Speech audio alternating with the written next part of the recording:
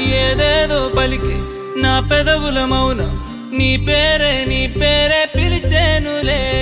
నీ పిచ్చితోనే అల్లాడే ప్రాణం నిన్నేలే తలచేనులే.